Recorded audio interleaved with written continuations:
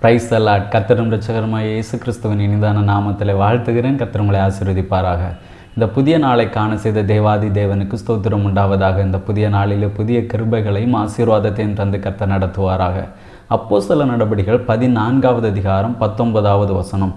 பின்பு அந்தியோகியாவிலும் இக்கோனியாவிலும் இருந்து சில யூதர்கள் வந்து ஜனங்களுக்கு போதனை செய்து பவுலை கல்லெறிந்து அவன் மரித்து போனான் என்று எண்ணி அவனை பட்டணத்துக்கு வெளியிலே இழுத்து கொண்டு போனார்கள்.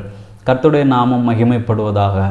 பவுலை கர்த்தர் அநேக காரியங்களை பயன்படுத்தி கொண்டு வருகிறார். அநேக காரியங்களை பவுலை கொண்டு கர்த்தர் செய்து கொண்டு வருகிறார். அந்த நாட்களிலே இந்த பவுல் கிறிஸ்துவுக்காக நிற்கிறான், கிறிஸ்துவுக்காக காரியங்களை நடப்பிக்கிறான் என்று சொல்லி பவுலுக்கு விரோதமாக சில மனிதர்கள் எழும்பி என்ன செய்கிறார்கள்? ஜனங்களை கைக்குள்ளே வைத்து அவர்களுக்கு போதித்து பவுலை கல்லெறிகிறார்கள். பொதுவாக யூதர்கள் எதற்காக கல்லறிவார்கள் என்று பார்க்கும் பொழுது வேதத்திலே நாம் தெளிவாக பார்க்கிறோம், அவளை கொல்லும்படியாக தான் கல்லறிவார்கள். இங்கேயும் பவுலையும் அப்படிதான் கல்லறிகிறார்கள். ஆனால் கல்லறிந்த பொழுது அங்கே சொல்லப்பட்டு இருக்கிறது, அவன் மரித்து போனான் என்று எண்ணி அவனை பட்டணத்துக்கு வெளியிலே இழுத்து கொண்டு போனார்கள் என்று.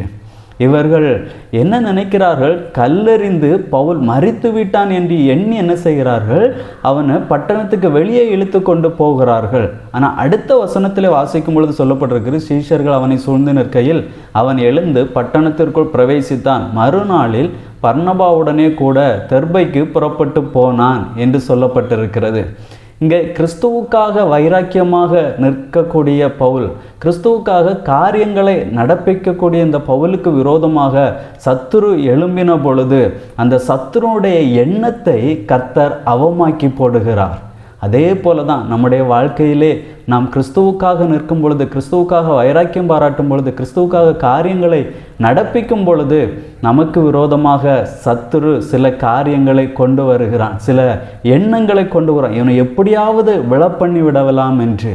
ஆனால் இங்கே எப்படி பவுலுக்கு விரோதமாக சத்துரு காரியங்களை நடப்பித்த பொழுது அந்த சத்துருடைய எண்ணத்தை கர்த்தர் எப்படி அவமாக்கி போட்டாரோ அதே போல நம்முடைய வாழ்க்கையிலும் நமக்கு விரோதமாக சத்துரு எழும்பி சில காரியங்களை எண்ணும் பொழுது, நடப்பிக்கும் பொழுது அந்த சத்துருடைய எண்ணத்தை கர்த்தர் அவமாக்கி போடுவார்.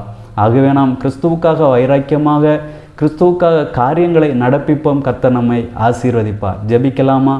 நல்ல தகப்பனே, உம்மை நன்றியோடு உம்மை துதிக்கிறோம், உம்மை ஸ்தோத்தரிக்கிறோம். அப்பா, நீர் சத்துருக்களுடைய எண்ணங்களை அவமாக்கி போடுகிறவர் தகப்பனே.